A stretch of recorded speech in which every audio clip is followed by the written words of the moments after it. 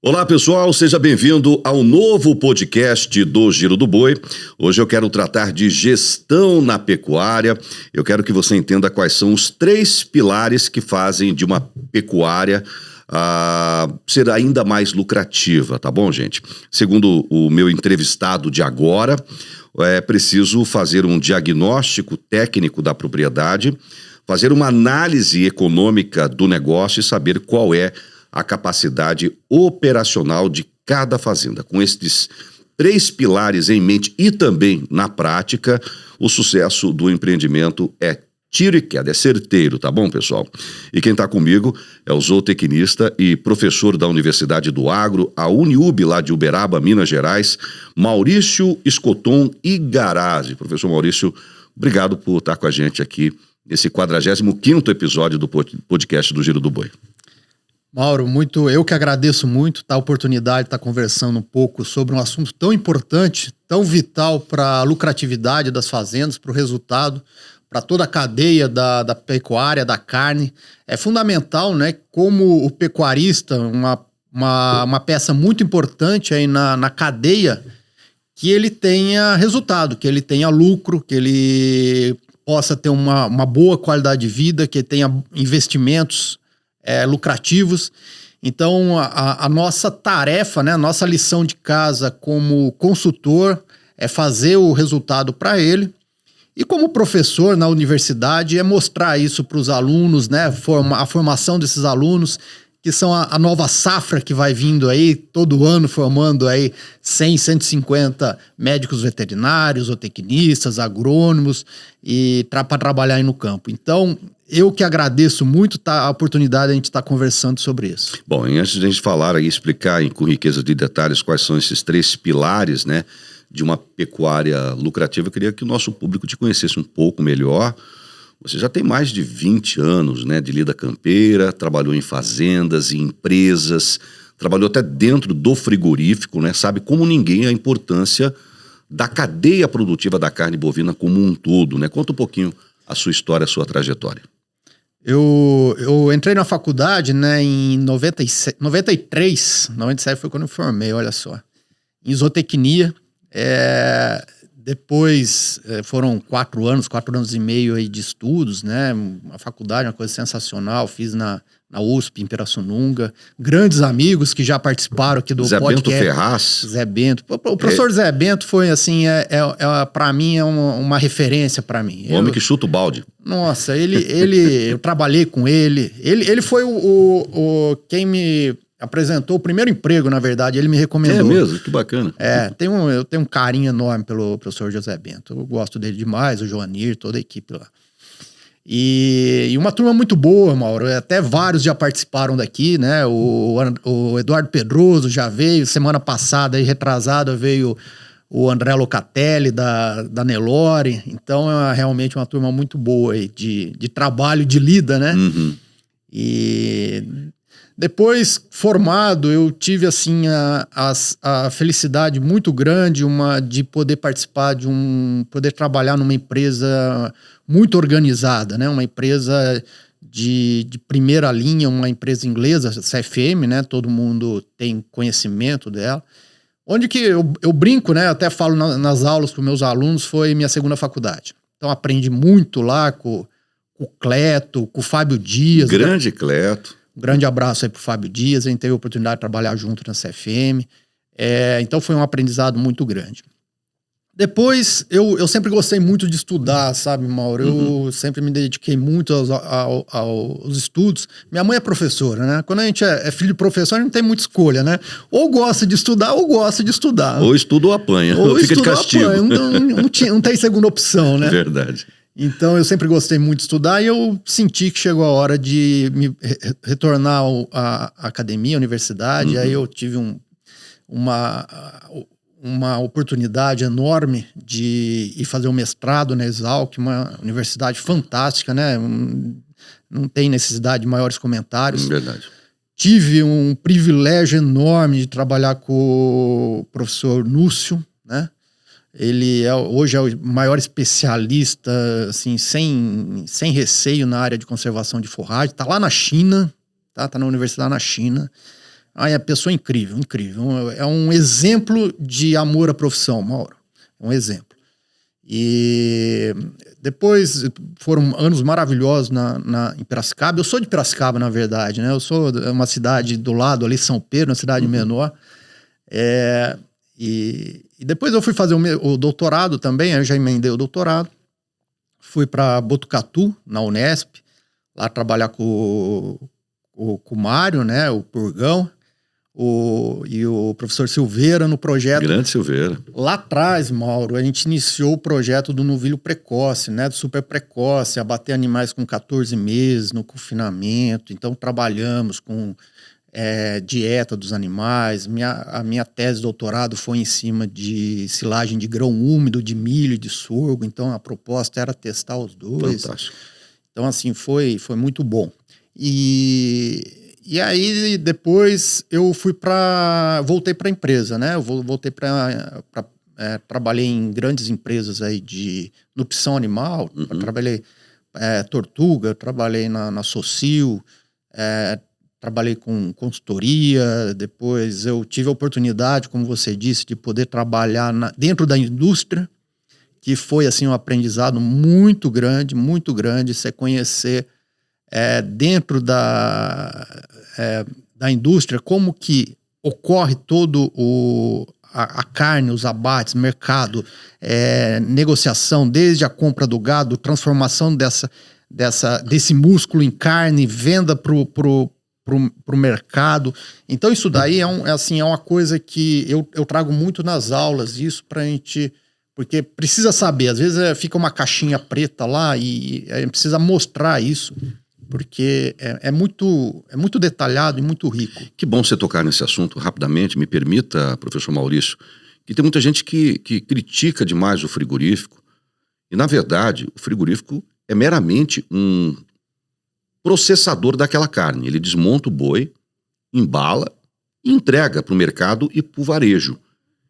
E é ele, o frigorífico, quem dá um feedback pro pecuarista se aquela mercadoria, aquele alimento que ele está produzindo, está de acordo ou não com a exigência e a preferência do consumidor, que no final das contas é quem paga toda a conta da cadeia produtiva. Que bom que você passou por lá, por essa área. Com certeza ali você te deu um know-how muito maior para você poder abordar durante as suas consultorias, durante a formação dos seus alunos, né?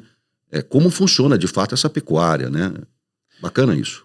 Isso é muito importante, Mauro. É muito importante que o pecuarista, os formados, né, os futuros técnicos, médicos veterinários, zootecnistas, agrônomos, eles entendam que o frigorífico não é o bicho-papão da história. Ele faz parte da cadeia.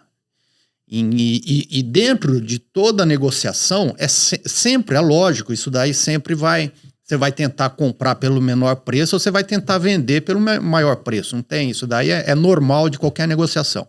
E cada um com a sua força de mercado. Uma hora o pecuarista tem mais força, outra hora tem o frigorífico tem mais força, mas nós temos que entender que a grande força do mercado é o consumidor. Sim. Ali que está a tomar a decisão se a carne vai ter maior consumo ou menos consumo. E aí é uma engenharia reversa, né? Vem do final para o começo até passa pela indústria e chega para o produtor. Então nós temos que entender que o frigorífico, né, a indústria, ela precisa de matéria-prima de qualidade, né?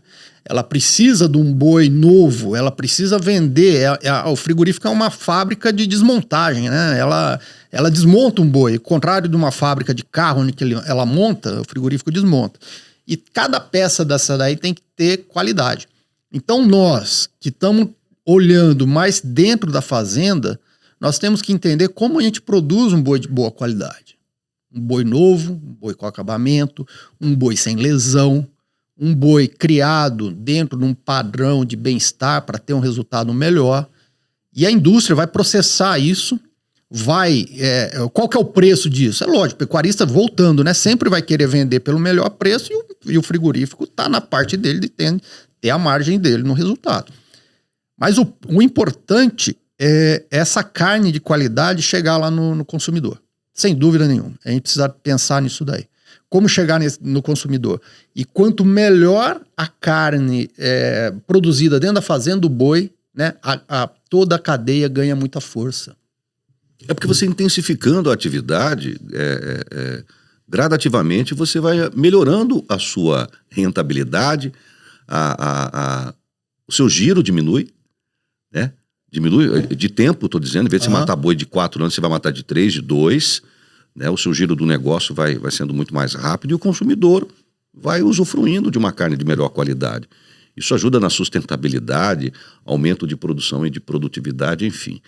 E nesses 20 anos aí, mais de 20 anos de experiência, de prática, de mercado, enfim, o que você traz na bagagem, o que você gostaria de compartilhar com a gente de bom e de ruim que aconteceu nessas 2 décadas aí na nossa pecuária?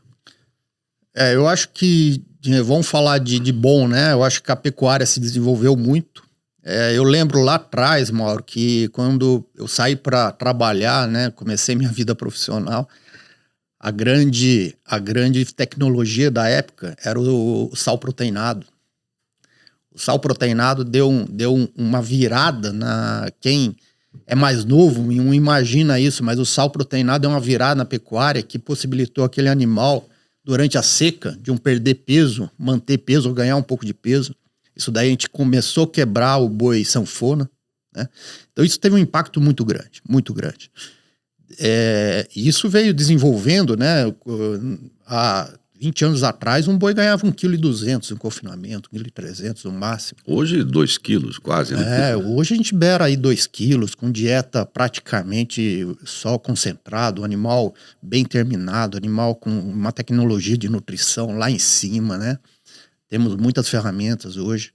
Então, o ganho de produtividade, estamos falando aí em recria intensiva, pasto, né? Então, a gente tem muita tecnologia. E é muito legal, Mauro, quando a gente analisa a cadeia, né, a produção, que a nutrição caminhou forte, o melhoramento genético caminhou forte e a sanidade caminhou forte, tá? Qual que é a grande dificuldade, dificuldade não, eu diria que é o grande desafio hoje do pecuarista é conseguir integrar esses 3 pontos.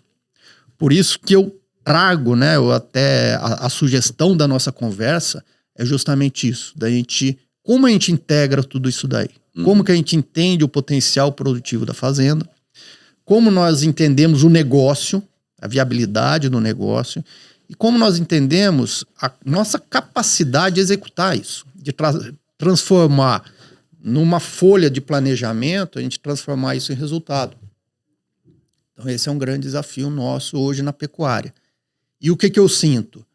Que muitos pecuaristas ainda ficam perdidos nesse tripé, né? Executam um belo plano econômico, tem um planejamento produtivo, mas quando chega no operacional, a coisa não anda. Tá? Entendi. Então, o trabalho do operacional é muito importante para conseguir linkar isso daí. Daqui a pouco vamos falar sobre essa questão aí do operacional. Primeiro, começando com o diagnóstico técnico da fazenda. Mauro, qualquer projeto pecuário, né, e esse é o meu método de trabalho, inicia com uma boa avaliação da propriedade, né? O que é essa avaliação da propriedade? Nós entendemos qual que é a capacidade produtiva dessa propriedade, né? E isso muito com um olhar, né, um prisma muito para as condições de ambiente, né? Condições das pastagens, fertilidade das pastagens, o gado, né? Qual que é a condição de gado, divisão dos pastos, aguada, rede hidráulica da fazenda. Então isso daí é um primeiro passo muito importante. Logística é uma coisa muito importante, tá? Estamos num projeto lá no Piauí com um trabalho muito bom e até convido as pessoas para conhecer o Piauí porque é uma fronteira pecuária aí bem interessante, um bom resultado. Nós em algumas regiões a gente tem dificuldade logística, né? Ainda Sim. temos. Então a gente precisa entender todo esse contexto, tá? Para desenhar um primeiro plano de trabalho. Você fala em chegada de insumos, saída da produção. Até compra de gado, venda de gado, entendeu? Tem regiões longínquas ainda, né, Mauro? Tem regiões aí de 300, 400 quilômetros numa planta frigorífica.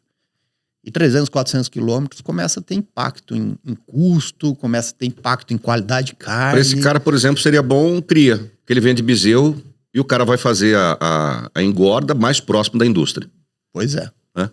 É esse o sentido. Só que o que a gente precisa entender? A gente precisa entender tudo isso daí. Se numa fazenda dessa a gente entrar, né, propor um projeto de recria e engorda, vai ter grande dificuldade, porque vai ter um operacional mais caro, né, uma logística mais cara dentro do processo. Entendi. Bom, qual que é essa definição, então, da importância do diagnóstico técnico da pecuária? O que você me diria? Nós entendemos, fazer como fosse um raio-x, né, na pecuária, realmente a gente entender quais são as possibilidades daquela fazenda. E dentro disso, Mauro, uma coisa muito importante que às vezes passa desapercebido, e eu só fui entender isso com anos de trabalho, né, nada melhor do que a estrada para nos ensinar, é que nós temos que entender também o pecuarista, tá? Quais são as suas características. Como assim? Por exemplo, vou trazer 2 exemplos, tá? Que se contrastam aí. Tem um projeto pecuário que a gente realizou em Goiás, onde que era uma fazenda de cria, uma fazenda de recria, tipicamente uma fazenda de recria.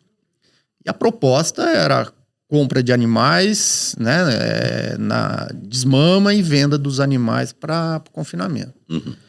No primeiro giro, né, foi muito bom, né, o pecuarista ele estava mais envolvido no sistema, tal, ele acompanhava a compra, mas depois ele foi se distanciando um pouco e deixou a compra pro terceiro. E aí o negócio ruiu. Por quê?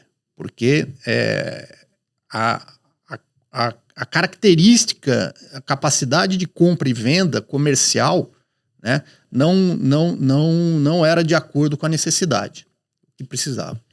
E os caras estavam errando na compra. Estavam errando na compra. Aí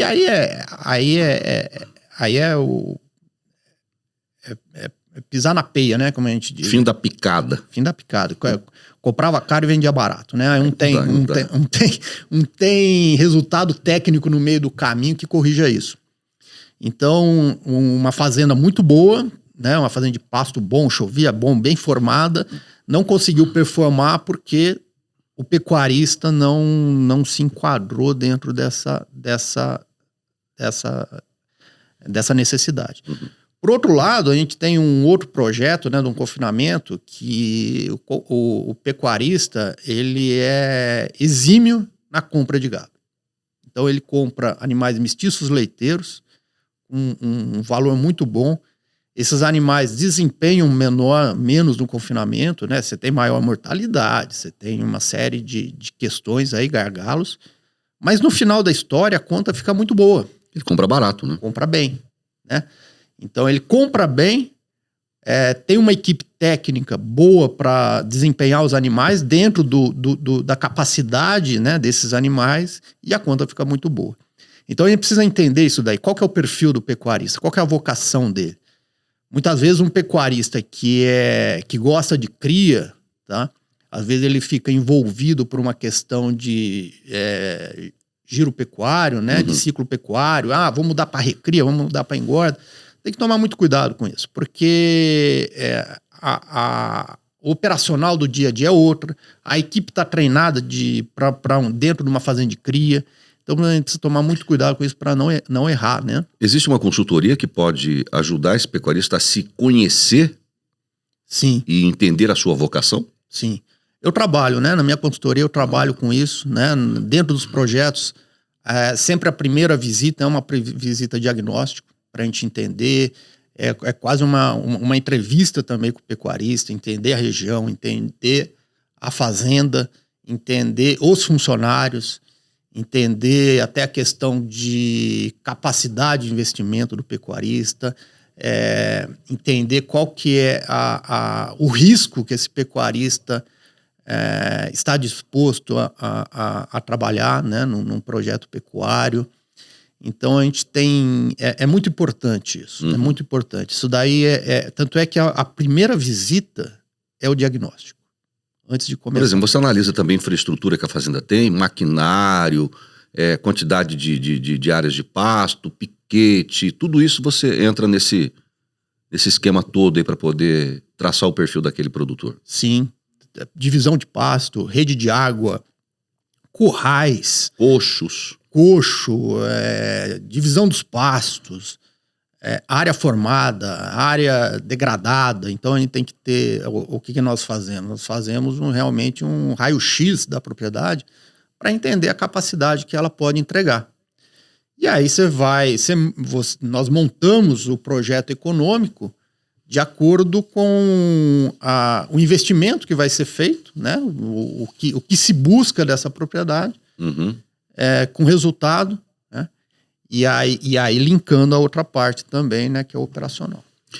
Paixão e interesse andam lado a lado nesse diagnóstico? Como é que é? Andam. A gente não pode deixar a paixão de lado, tá? A gente não pode ser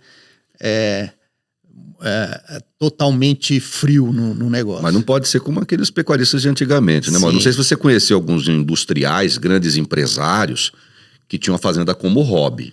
Muitos. Pegava dinheiro da cidade e gastava no campo. Fazenda dá dinheiro, ele tem que fazer aquele trem girar e andar com as próprias pernas e, é claro, rentabilizar ele, né? Muito. Conheci bastante disso, né? Isso daí foi lá atrás. Hoje eu acho que tem menos. Que acabou isso. Eu acho que tem ainda, né? Mas tem menos. Um ponto muito importante dentro da paixão é o seguinte, é a necessidade da fazenda gerar faturamento. Isso daí eu acho que é um ponto fundamental, tá? Quando você está muito envolvido na paixão, você esquece um pouco do resultado. Então, uma grande tarefa do consultor é trazer para essa realidade, a gente mostrar como que nós vamos pagar a conta e como que a gente vai ter resultado. Então, paixão pode sufocar a razão. Vamos pegar um exemplo recente aí, um projeto que nós estamos desenvolvendo, que é uma fazenda de cria, uma produção de uma fazenda de genética também. E qual que foi a necessidade? De fazer faturamento. Tá? Uma fazenda de cria, ainda mais no início de projeto, né, Mauro? Ela demora em 1 ano e meio, 2 anos para ter um faturamento mais robusto para pagar as contas. Até porque o pessoal fala que uma vaca, ela se paga só a partir da 3ª cria, né? Exato. Então você tem toda a implementação, tal, e qual que foi nosso trabalho? Falou, poxa, vamos começar a produzir comida então, né? A gente não está produzindo bezerro ainda, vamos produzir comida. E estamos com venda de silagem na fazenda, vamos ter um projeto para venda de feno, entendeu? Campo de semente. Então, a gente precisa ver o negócio como um todo. O pecuarista adora cria, né? Que é o perfil... E eu também gosto muito de cria. Mas não é fácil, né? Mas não é fácil. Eu acho que é a categoria mais sensível, mais complicada de lidar dentro da fazenda, não? O que você acha? Olha, são características diferentes, né? Por exemplo, a pecuária de cria, você tem que ser muito eficiente dentro de casa. Não que as outras não tenham, mas a pecuária de cria, você tem uma vaca, essa vaca tem que entregar um produto, né? E então você tem que ser muito eficiente realmente, né? Uma fazenda de recria, por exemplo, como eu citei, o pecuarista já tem que ter uma veia comercial boa, ele tem que saber comprar e vender. Uma fazenda de confinamento, de engorda, o pecuarista, além de ter um planejamento mais realmente de compra e venda, não só de gado, mas de insumos, né? A demanda é muito grande. Ele precisa conhecer muito de mercado e precisa ter um operacional muito bem encaixado. Porque nós acabamos de falar, né, ter 2 quilos de ganho de peso ao dia não é fácil, tá? Isso daí demanda um operacional, um controle, uma gestão muito fina, de dia a dia, nem dia a dia, de minuto a minuto quase, Mauro. Então, a gente precisa tomar muito cuidado com isso. Mas o pecuarista de cria, voltando ao pecuarista de cria, até uma coisa interessante, né? Isso daí eu estava discutindo isso daí esses dias. Um dos principais fontes de faturamento de uma pecuária de cria é a venda de vacas vazias. Olha só que interessante, Mauro. Quando você tem uma pecuária eficiente, uma pecuária, vamos dar um exemplo aí, uma pecuária de 80% de prenhez, que é um número bom, né? Um número bem atingível. Você tem aí uma desmama, aí uma taxa de desmame, né? De quantos bezerros você está entregando, de 75% mais ou menos, 74%. 40%, olha só esse número, Mauro, muitos pecuaristas não se atentam a isso. 40% do faturamento da fazenda, 40% do faturamento. É com descarte? Com descarte. É mesmo? É mesmo. E aí que eu pergunto, quantas fazendas de cria hoje estão tão focadas no bezerro, não que não precisa estar, mas não tem um plano nutricional, por exemplo, não tem um plano estratégico para as vacas. Esse negócio de alisar o pelo, manda embora, tá por fora, né? Tá por fora. Não, e muitas fazendas assim, desmamou a vaca, tá vazia, o que a gente vai fazer? Não sei, joga lá no cerrado. Joga lá no último passo da fazenda. E essa vaca vai passar mais quantos meses ali na fazenda? Vai esperar até janeiro, fevereiro para bater? Então você precisa ter um plano para isso. Você precisa ter uma estrutura de confinamento, ou você precisa ter uma saída dessa vaca. E isso piora, Mauro, piora não, né? Aumenta a participação no faturamento de uma fazenda de cria, quanto menos eficiente for na cria, né? Uma fazenda que tem 70%, 75% de taxa de prenhez, aí vai ter uma taxa de desmame em torno de 65%, o faturamento das vacas de cria chega a ser 60%. Então vira. Então você tem mais faturamento das vacas do que com a venda dos bezerros. Então muita atenção na hora de descartar essas fêmeas que já cumpriram o papel, vamos dizer assim, ou que deram vazia, entregaram o bezerro fraco. Exato. Se eu caprichar numa nutrição com ela, eu posso rentabilizar muito mais o meu negócio de cria. Precisa rentabilizar, né? Você começou o podcast falando um ponto muito interessante, né? Precisa ter giro, né? Precisa ter giro na pecuária. Como que eu fico com um animal descarte que tem baixa eficiência de ganho, ficar com ela mais 6, 7 meses na fazenda? Fazendo hora extra. Mas é caro engordar a vaca. É caro, mas isso daí que é um ponto interessante que às vezes o pecuarista não se atenta. É caro uma arroba de vaca no confinamento? É. Mas quantas arrobas você vai pôr? Você vai pôr uma arroba e meia, 2 arrobas no confinamento. Vai custar R$250 a arroba para colocar no confinamento e eu vendo por 200. R$50 de prejuízo por arroba. Tá, tudo bem.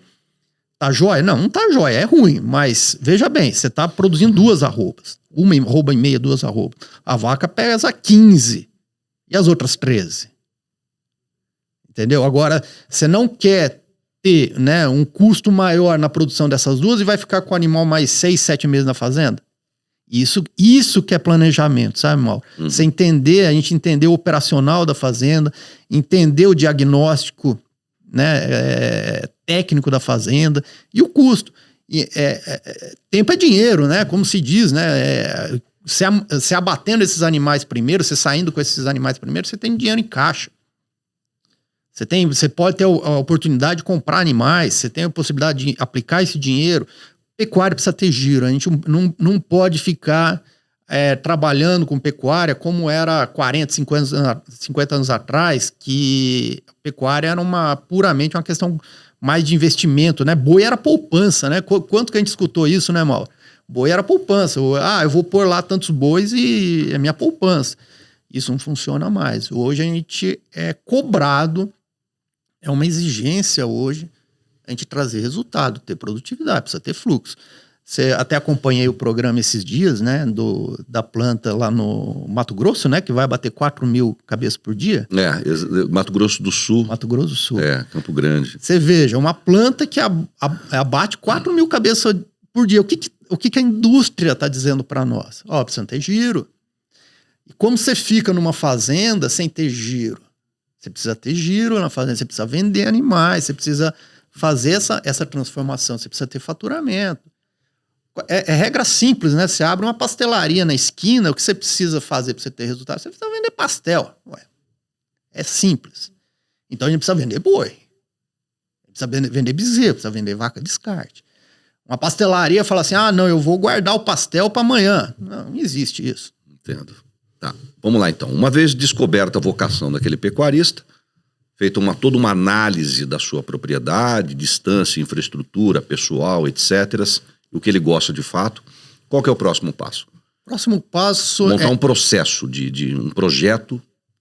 Um próximo passo é justamente a gente entender toda a questão de custo da fazenda, toda a questão de faturamento, e aí é meio um jogo de xadrez, né, que a gente vai analisando cenário por cenário.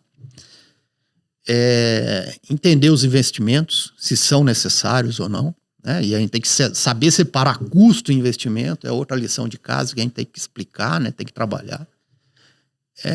E aí, montado esse plano, né? Essa viabilidade da fazenda, nós vamos agora entender quanto que essa fazenda vai dar de resultado. Algumas situações pode ser que o primeiro ano não seja tão bom, né? Isso vai depender do perfil, mas normalmente o projeto pecuário, Mauro, eu gosto de fazer um projeto pecuário para 3, 4 anos, tá? Já fiz projeto pecuário para 10 anos, mas isso perde muita sensibilidade. Um projeto adequado aí 3 anos, 4 anos no máximo. E você está me falando já é o segundo pilar, que seria a análise econômica. O segundo do pilar, negócio, né? É a análise econômica, né? O quanto que vai gerar de faturamento essa fazenda? Se eu tenho 1.000 vacas na fazenda, eu consigo pagar as contas e ter um resultado? Não, eu preciso ter 1.500. Para ter 1.500 eu preciso investir mais, eu preciso ter dividir pasto, preciso adubar, preciso recuperar essa área, preciso reformar aquela outra. Como que eu vou fazer isso? Quanto isso vai custar? Qual que é o impacto nisso no faturamento e no resultado? Então isso daí que é o segundo momento que nós desenhamos os cenários. Tá? Então nós vamos desenhar os cenários e vamos apresentar, né? Normalmente, dentro de um projeto pecuário, a gente tem 1 ou 2 versões de um projeto até a gente afinar e chegar no projeto final. Bom, nesse momento, fazendo essa análise, né, econômica, você também faz uma avaliação de receitas, custos, capacidade de fluxo de caixa, investimento, rentabilidade do negócio, além de apurar outros indicadores, é isso? Isso. Hoje a gente tem vários indicadores vários indicadores dentro do projeto, né?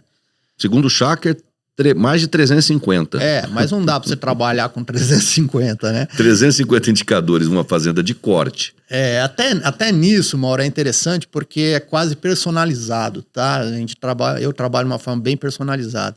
Dependendo do perfil do pecuarista, dependendo da situação dele, nós trabalhamos com diferentes indicadores. O que é importante no final do dia, né? Na última linha da planilha, né? Que fique muito claro para ele o resultado. Então, esse que é o principal. Vamos trabalhar com um relatório de 30 indicadores? Não tem sentido. O que é importante? O resultado final de um projeto tem que caber numa folha. Ele tem que entender uma folha, né? A gente passa uma folha, ó. O custo é isso, o faturamento é isso, a evolução do rebanho é essa, o que você tem de arrobas depositadas é isso, a evolução do rebanho, tal. O resultado é esse. Para chegar a isso, obviamente, tem as metas para chegar ao objetivo. Isso. Aí vocês vão traçando essas metas. Isso daí Como que elas são feitas? As metas... parte muito do quê? De uma evolução da fazenda, né? Uma evolução técnica, uma evolução de produção da fazenda, de produtividade da fazenda.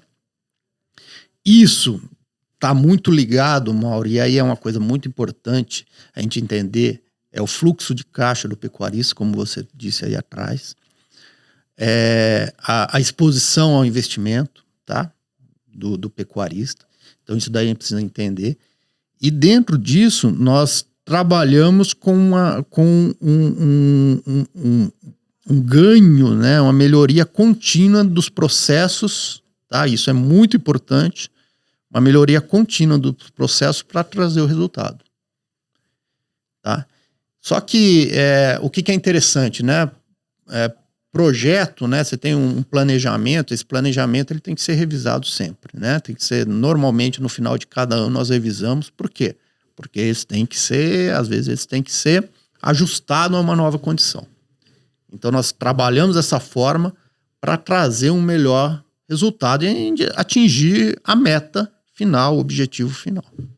Entendo. Bom, grandes objetivos da pecuária brasileira é emprenhar o número maior possível de vacas, né? Colher bons bezerros e fazer com que esse animal se desenvolva rapidamente. Ganho de peso, ponderal. Esse é um dos escopos aí desses projetos que você implementa nessas fazendas. É isso? Isso.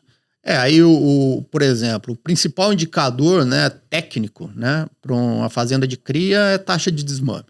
Fica muito focado, por exemplo, em taxa de prenhez. Não, o principal é taxa de desmame. Quantos quilos de bezerros desmamados por vaca exposta? Esse já é à frente, né, Mauro? Esse já é o pecuarista mais cabeceira, vamos dizer assim. Uma maturidade, né, no desenvolvimento, isso daí seria já na frente. Mas um primeiro indicador muito importante é quantos bezerros ele está entregando, né, por 100 vacas expostas. Esse porque entendi. Você tem... Não adianta a vaca emprenhar se ela um par e se ela não desmama, né? Então a gente precisa entender isso daí. Em recria, o principal, sem dúvida nenhuma, o grande diferencial é o GMD, ganho de peso diário. E aí que está o maior desafio nosso, porque o GMD na recria é feito a pasto. Exato. E aí que está o grande gargalo operacional. Tá? É como manejar esse pasto para trazer o resultado. Tá?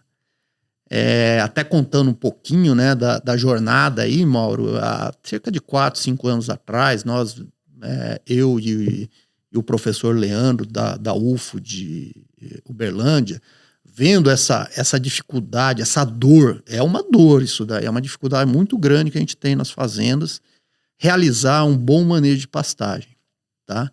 Por quê, Mauro? Isso é interessante a gente ver. Quando a gente instala um rotacionado, né, numa fazenda, nós vamos lá e treinamos a equipe para medir a altura de pasto, né? O rotacionado depende muito da altura de pasto de entrada, de saída, né? A gente treina a equipe. O que acontece? Como todo outro trabalho, depende muito de disciplina, né? A gente realizar, ter a disciplina, por exemplo, de uma vez por semana, ela medir os passos, ter uma boa mensuração disso. O que nós observamos ao longo do tempo? Que nos primeiros meses, primeiro mês, segundo mês da instalação no rotacionado, isso flui muito bem. Quando vai chegando lá no terceiro, quarto mês, né, a pessoa, hoje eu medi, por que você não mediu? Porque eu fui arrumar o cano que estourou d'água. Ontem também eu medi, por que você não mediu? Porque tive que arrumar uma porteira. Eu tive que puxar o gado, tal. E vai deixando em segundo plano. Quanto que é uma das principais responsabilidades de uma fazenda é o GMD. E se o pasto mal manejado, deixa de entregar 150, 200 gramas por dia menos de resultado. E isso tem um impacto enorme no resultado final. Enorme. Quantas vezes, eu tenho uma curiosidade, professor, quantas vezes a gente precisa pesar o gado por ano? Isso é outra coisa também, né? Um grande paradigma que a gente tem, né? O gado precisa ser...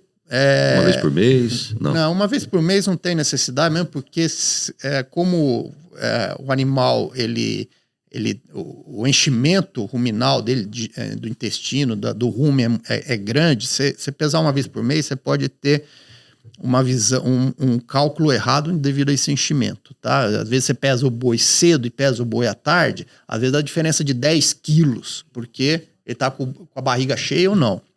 10 quilos em 30 dias dá 300 gramas, quer dizer, você mascarou qualquer coisa por uma questão do horário de pesagem. Então isso daí é tomar muito cuidado com isso.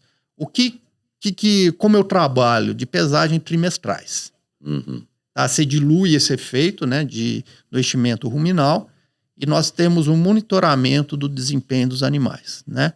E aí a gente consegue ajustar, às vezes, como melhorar o pastejo, como melhorar a suplementação para trazer mais resultados.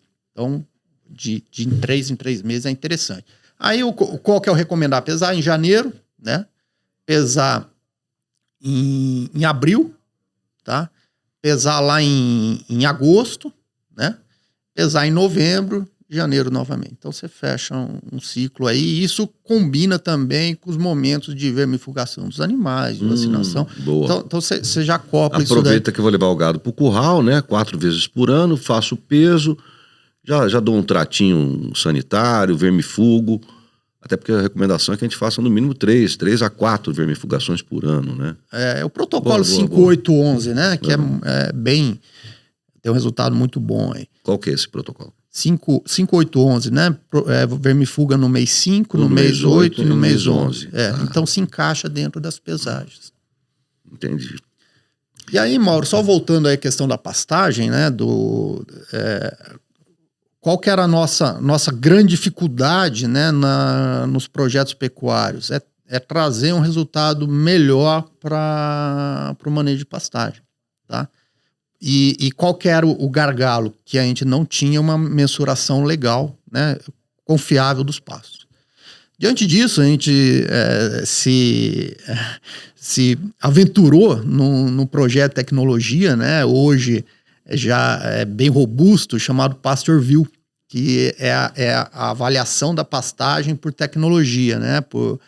Então, com a imagem do pasto de drone, a gente é capaz de medir a altura e a massa de forragem.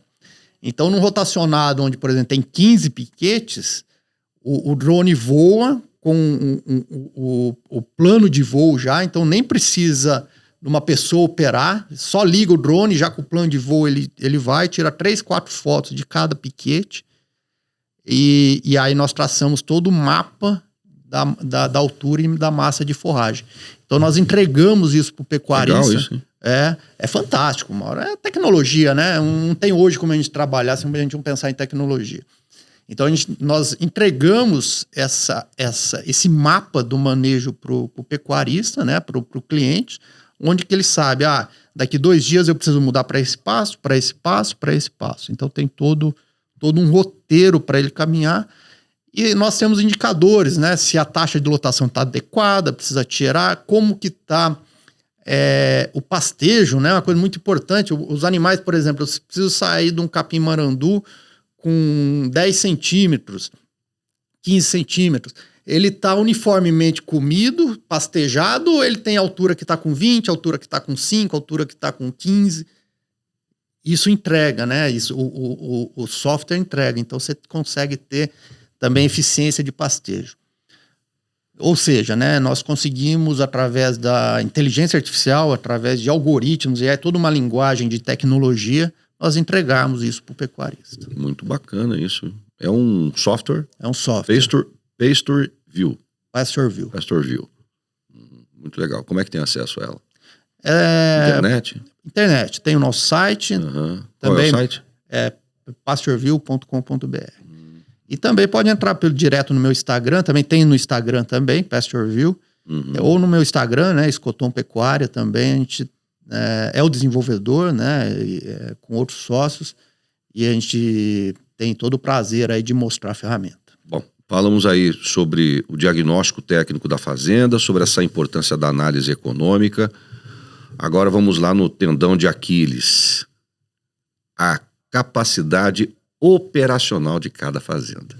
No início você falou assim, Mauro, eu quero tratar desse assunto com mais riqueza de detalhes, porque esse é um grande problema das fazendas brasileiras que não dão a renda que deveria para aquele empresário, aquele investidor, né? Exato. Esse é o maior desafio, Mauro, porque se você traçar um planejamento econômico, né, você fazer um plano, né, você montar todo o conjunto de cálculos, planilhas, isso de certa forma não é o mais difícil de toda a história. Isso é relativamente assim, não vou falar mais simples, né, mas é mais tangível. Agora, quando nós vamos para a etapa seguinte, que é transformar o que está no papel em resultado no campo, aí é a grande dificuldade. Por quê, Mauro? O que eu sou muito crítico, tá? E com as fazendas e com o meu trabalho também, né? A gente escuta um discurso desde lá atrás, desde quando eu me formei, que a fazenda tem que ser uma empresa, tem que ser uma indústria, tem que ser isso, tem que ser aquilo. Concordo plenamente. Mas a gente tem que praticar isso. A gente precisa ter processo na fazenda. A gente precisa ter organização, a gente precisa ter função, a gente precisa ter o que cada um vai fazer e como vai fazer. Quantas fazendas, Mauro, nesse Brasilzão aí, você anda bastante... Então o esquema é 10% de inspiração, 90% de transpiração. Ah, eu acho que é por aí. Talvez um pouquinho mais para mais ou para menos. Quantas fazendas, Mauro, você roda bastante, aí você chega cedo, cada um pega um trator, vai para lá, o peão fala, o que eu vou fazer hoje? Eu vou ver no pasto lá do fundo da fazenda. Fazendas grandes fazem isso ainda.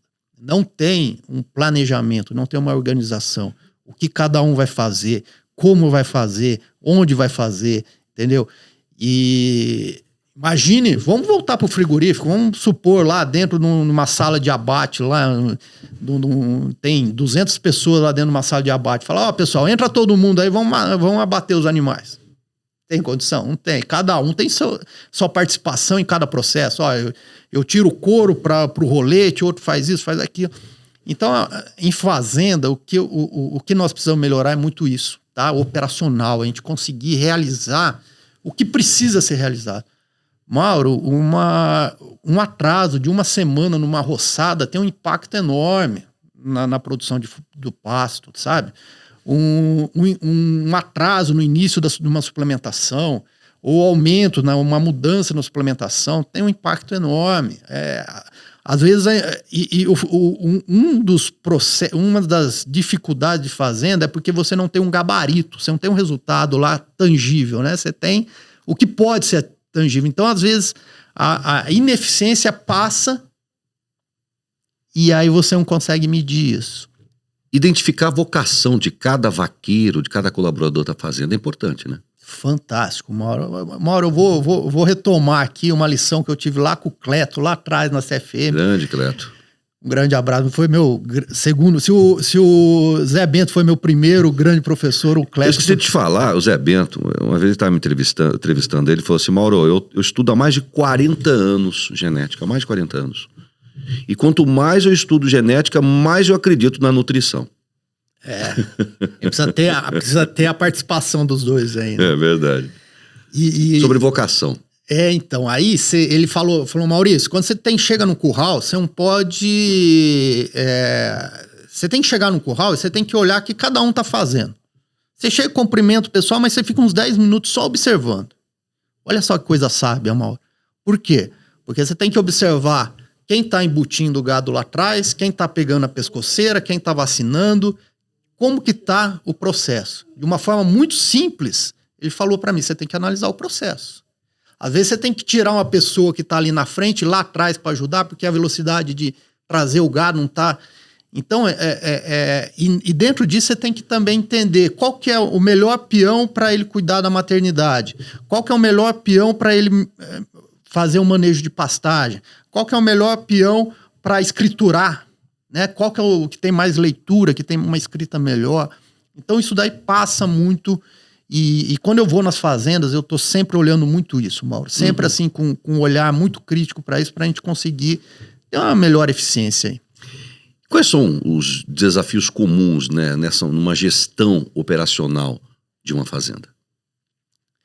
O desafio os principais desafios são o planejamento das operações. Planejamento das operações. Mauro, Como que eu planejo uma boa operação de uma fazenda? Primeiro você tem que ter um calendário, né? Você tem um calendário das operações. Como nós temos um calendário sanitário, como nós temos um calendário de estação de monta, você tem que ter um calendário das operações. Qual cada operação e quando e como e quem. A gente precisa ter muito bem descrito isso, só que isso não pode ficar só a nível de gerência, isso daí tem que ser muito bem expostos, né, para os colaboradores, cada um sabe o que vai fazer. Uma transformação muito grande, Mauro, mas muito grande mesmo, foi quando eu comecei a fazer reuniões semanais com a equipe das fazendas. Foi um salto enorme. Tá? Então hoje as fazendas que eu trabalho, nós temos uma reunião semanal tá? Em torno de meia hora, 20 minutos às vezes, onde participa o proprietário, tá? E precisa ter o proprietário, ou precisa ter a pessoa que responde diretamente, o gerente da fazenda, normalmente o capataz ou o responsável pelas máquinas, né? Pra E o quê? que se debate nessa reunião semanal? Debate qual que é a programação da semana, né? O que nós temos para Que foi realizar. atingido o objetivo da semana passada, que passou, né? A meta daquela semana. É um olhar pelo retrovisor e um olhar pelo para-brisa, né? Então você tem que ver o que foi realizado e o que vai ser realizado. Isso daí tem um ajuste de plano, um ajuste de rota de voo impressionante. E onde que a gente vê, né? É muito interessante isso. Você fala assim, a mão de obra é ruim. A gente escuta isso e eu corrijo muito meus alunos, sabe, Mauro? A mão de obra é ruim. É ruim. Peraí, o que é o ruim? Será que ela é ruim e ela é obrigada a saber o que tem que fazer? Ou nós temos que dizer para ela o que tem que fazer? Entendeu? Como fazer? Então, é que eu tô falando para você. Muitas fazendas, o peão acorda cedo, arreia o cavalo, olha para cima e fala assim, para onde bater o vento eu vou. Não é assim, né? Precisa ter um plano de trabalho. Mesma coisa, quem vai adubar um pasto, mesma coisa quem vai salgar um coxo. Quantas fazendas a gente sabe a importância que tem a mineralização para o rebanho, taxa de prenhez, ganho de peso. Quantas fazendas tem uma equipe, uma pessoa que é responsável para a distribuição de sal nos coxos, nas casinhas, nos reservatórios. Os peões são treinados para passar lá todo dia, uma vez a cada 2 dias, distribuir e olhar esse mineral. São coisas muito simples, mas se não tiver um plano de ação, passam desapercebidas. E aí você fala, poxa, por que os animais ganharam 600 enquanto poderiam ter ganhado 700? Faltou suplementação, faltou mineral. E é comum isso ainda, né? O É povo muito, deixar de errar manejo de coxo, né? É muito comum, é muito comum. Então, por isso que eu destaco muito a questão operacional das fazendas. Nós precisamos olhar mais a fundo nisso daí. Nós precisamos trazer a equipe mais próxima da gente. Nós precisamos mostrar para a equipe o que ela precisa fazer, de que forma ela vai fazer, quando ela vai fazer. Você ter um plano de ação e deixar para o peão fazer, né? Sem menosprezar o peão, lógico que não. Às vezes ele não faz a tarefa adequada porque não sabe o que tem que fazer. Então você precisa orientá-lo. Você precisa mostrar para ele qual que é o caminho, onde que ele vai fazer. É uma questão de prioridade. Qual que é a prioridade? A prioridade é nesse pasto ou naquele pasto? A prioridade é fornecer esse mineral ou outro? A prioridade é arrumar água ou medir pasto? Qual que é a prioridade? Você deixar para a pessoa decidir a prioridade, às vezes ela não vai decidir a prioridade correta. E essa reunião semanal eu acho bacana, porque é uma forma de você ver qual segmento ali está dando certo, qual está precisando de ajuda. Uma forma, por exemplo, sei lá, você tem lá um cara que cuida do retiro X, tem lá 1000 bois para vacinar naquela semana. Aí nessa reunião semanal, você vai lá e fala assim, eu consegui vacinar só 600. Ué, e as outras 400? Você precisa vacinar mais 1000 daqui uns dias. A forma de você deslocar, né, outra parte da equipe para acudir aquele cara que está precisando de ajuda, não é? É mais ou menos assim. Isso. E o porquê, né? Porque às vezes ele foi falar, eu tive que... estourou uma cerca lá e eu fiquei 3 dias atrás do gado. Pô, por que estourou a cerca? Será que o gerente não teria que ter mandado uma pessoa consertar a cerca? Foi pedido para consertar essa cerca? Não foi? Entendeu? Então a gente vai o quê? A gente vai fechando, né? A gente vai cercando os problemas. A grande questão, Mauro, é que a gente precisa antecipar os problemas. Boa. Aí, aquela coisa, aqui vai dar problema, como que a gente faz? Vamos resolver. Às vezes acontece, acabou o pasto em tal retiro, mas poxa, agora que você vem avisar que acabou, você tinha que ter falado 2 semanas atrás, falou, o pasto vai acabar, não aguenta, né? Precisa mudar o gado tá começando a sentir. Aí você chega lá no pasto, a boiada tudo com barriga funda, porque não tem pasto. Quantos dias ele ficou sem comer? Aí você fala, mas eu queria um ganho de peso de 700 gramas. Não vai dar 700 gramas. Não vai dar. Por quê? Porque ele ficou um monte de dias sem comer. É muito simples. Então, esses erros operacionais dão um impacto muito grande aí no resultado. Muito grande. Não adianta a gente ter um planejamento econômico lindo, na terceira casa depois da vírgula, se a gente erra de quanto o gato está comendo sal. Maravilha. Uma vez descoberta a vocação do pecuarista, a paixão dele, tudo estudado, mercado, infraestrutura, logística, colocado em prática, acompanhando metas para atingimento de objetivo, equipe afinada, frigorífico satisfeito porque a carne que ele produziu, a indústria está dando um feedback positivo que vem lá da dona de casa, do consumidor. Toda uma pecuária já na prateleira de cima, cabeceira. Como manter aquilo? Você é a favor, por exemplo, de meritocracia? Você é a favor? A gente dá um bônus, por exemplo, colaborador que diminuiu a taxa de mortalidade de bezerros, que aumentou a taxa de prenhez, que está tendo um ponderal, um GMD maior do que tinha. O que você pensa a respeito? Mauro, isso daí é uma coisa que tem que vir amarrado com outras, tá? Eu já trabalhei em várias fazendas e teve oportunidades aí que nós fizemos premiação. A premiação tem que ficar muito clara como que é, porque isso daí às vezes pode causar um efeito reverso.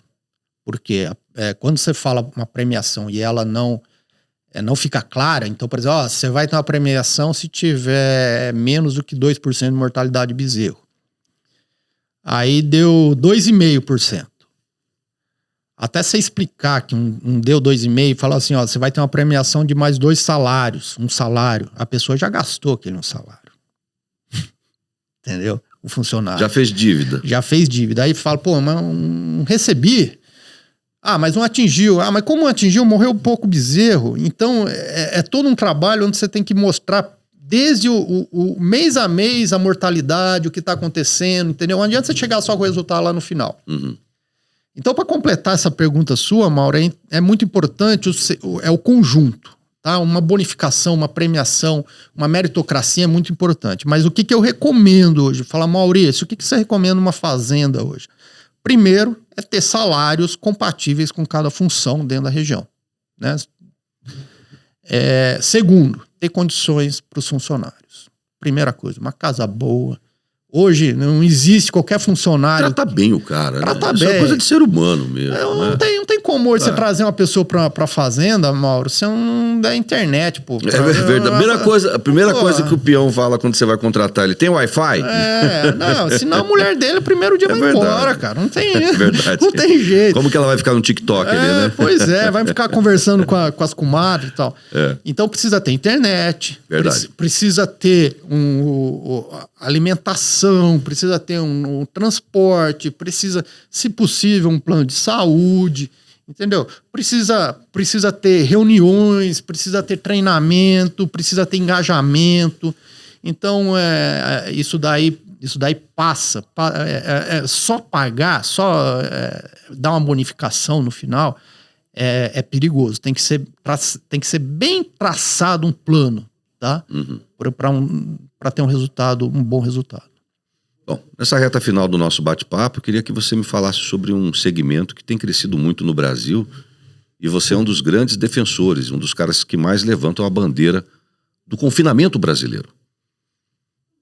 O que você acha do confinamento? A última vez que a gente bateu um papo, se não me engano, no ano passado, você disse para mim que na última década os confinamentos colocaram 2 arrobas a mais na carcaça daquele boi naquele período. Você esteve visitando outros países que confinam muito mais que a gente. Que pé que estamos em relação ao confinamento brasileiro? Que de bom você tem para nos falar? De ruim? Onde podemos melhorar? Onde podemos acelerar? Enfim.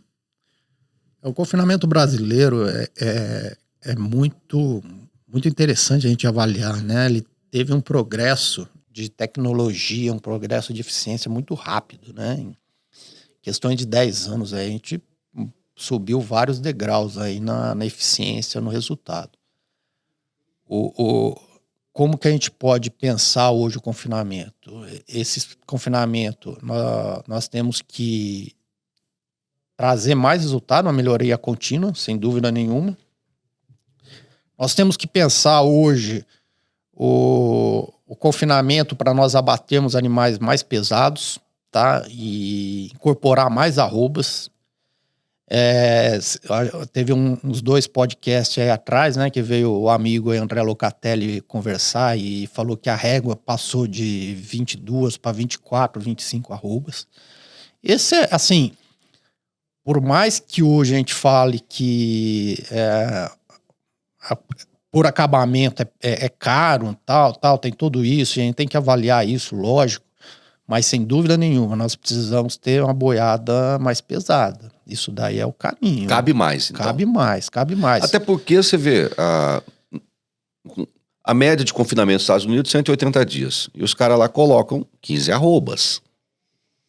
Média Brasil, 100, 110 dias no máximo, 8 arrobas. Pouco mais da metade. Então tem alguma coisa. Mas lá, Mauro, o pessoal turbina mais, é mais raça com mais sangue taurino, que desempenha melhor, etc. Aqui é mais Nelore. Bom, tem muita coisa, muito trabalho pela frente ainda, né? Eu lembro até, Mauro, eu tive lá no Five Rivers, lá no Colorado, né, conhecendo o confinamento, e eu lembro certinho que eu vi uma boiada descendo, né, pro confinamento.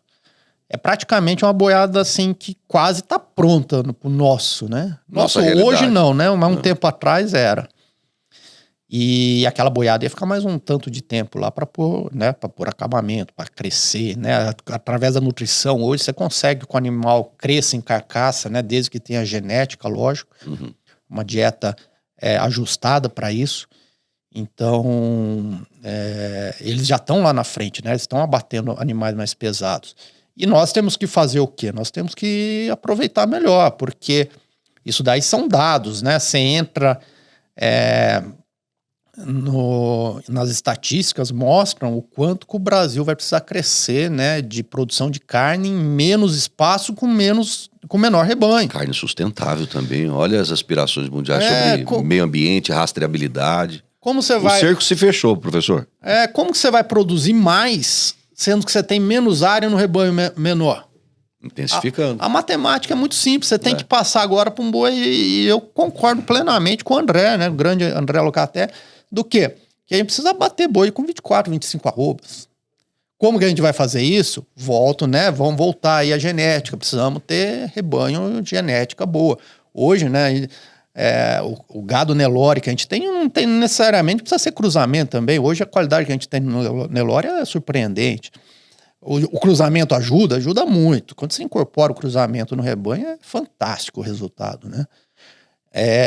A inclusão, né, Mauro? Lembra lá atrás das raças continentais, né? O Cimental, Limousin, Marquijana. Lembro bem. Nossa, a gente vivenciou... Blonde, né? Blonde. Então, a gente precisa olhar para essas raças novamente, né? Para a gente chegar numa carcaça mais rápida, talvez num espaço de tempo menor.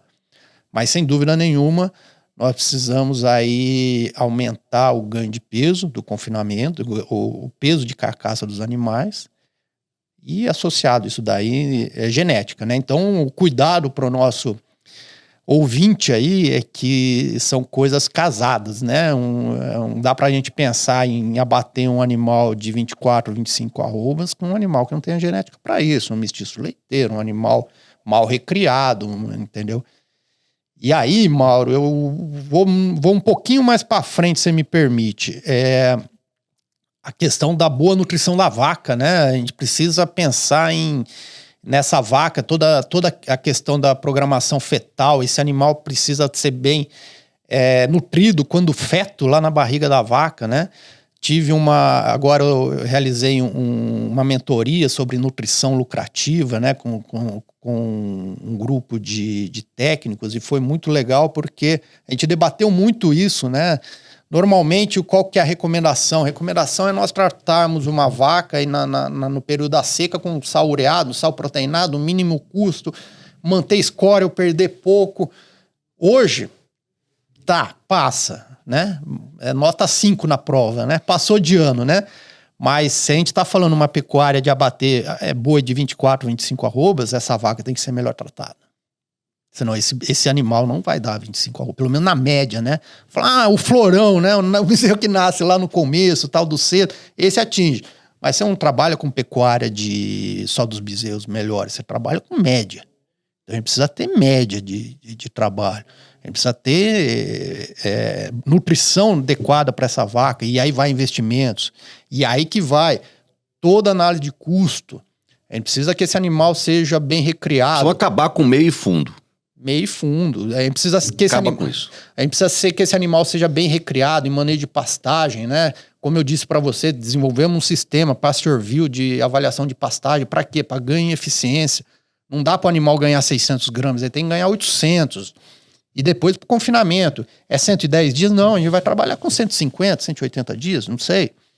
Né? Boa. Para chegar, né, nesse boi. Então, é todo um processo. Não dá para a gente cobrar somente do confinamento. A gente tem que pensar lá na barriga da vaca. Maravilha. Queria agradecer essa prosa boa, bacana. Professor Maurício Scotton Igarazzi, professor da Uniub, zootecnista, consultor, escritor, tudo, enfim. Obrigado por essa prosa. E só seguir aí nas redes sociais, no site do PastorView aí, que lá tem muita coisa boa para ajudar a fazendeirada brasileira, professor. Eu que agradeço muito, Mauro. É um prazer estar aqui conversando com você. Você tem muita experiência e eu gosto muito de conversar com pessoas que têm vivência de pecuária, né? É muito gostoso porque a gente troca muitas informações. Deixar meu Instagram também, tá? Scotton Pecuária, a gente tem muito conteúdo lá. Nós temos também uma mentoria para projetos pecuários, tá? Para planejamento. Às vezes, em função de logística, fica um pouco mais difícil de realizar um projeto para um técnico. Nós temos lá uma mentoria também. E dentro da PastorView é uma ferramenta hoje que já está no mercado, tá? Para avaliação de pastagem. Então, a gente fica à total disposição aí dos pecuaristas, dos manejadores de pastos, consultores. É uma ferramenta aí que vai, com certeza vai nos ajudar aí no ganho de eficiência. Maravilha. Espero que você tenha gostado aí dessa prosa com o professor Maurício Scotton, que trouxe para a gente hoje, nesse podcast, os 3 pilares de uma pecuária lucrativa. Muito obrigado pela audiência. Até o próximo podcast do Giro do Boi. Tchau, tchau, pessoal.